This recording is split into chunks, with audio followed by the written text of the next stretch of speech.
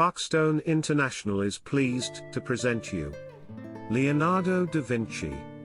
Artist, thinker, and man of science. Written by Eugène Müntz. Not only was Leonardo da Vinci, 1453 to 1519, an astonishing painter, but also a scientist, anatomist, sculptor, architect, musician, engineer, inventor, and more. The question is rather, what was he not?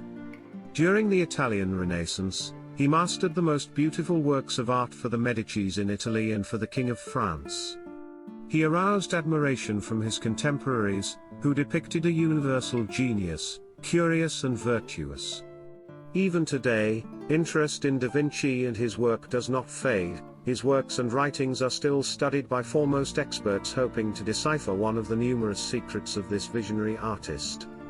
The archetypal Renaissance man is here explored by the engaging prose of Eugène Müntz, who narrates how Leonardo da Vinci mastered a diverse range of fields, from painting to engineering, making him one of the most brilliant minds in human history and one of the most recognized artists in modern times.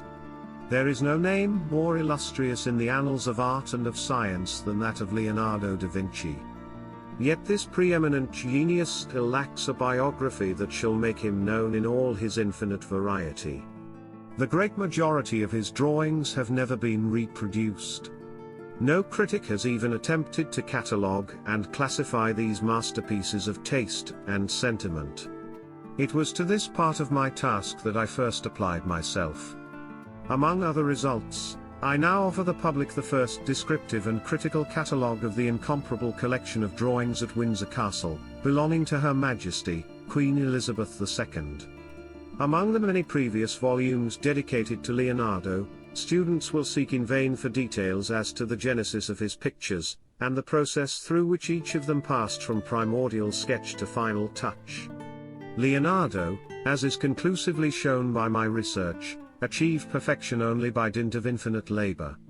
It was because the groundwork was laid with such minute care, with such a consuming desire for perfection, that the Virgin of the Rocks, the Mona Lisa, see Volume 2, and the Saint Anne are so full of life and eloquence.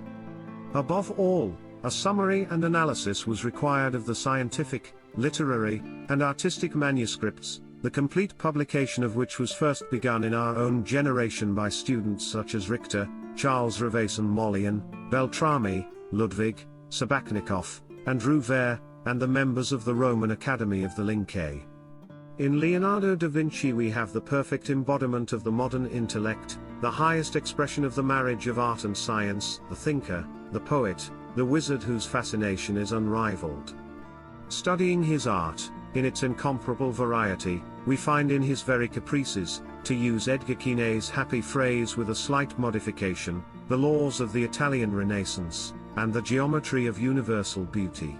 If you wish to learn more about the great history of Leonardo da Vinci, you can find the book on the present platforms.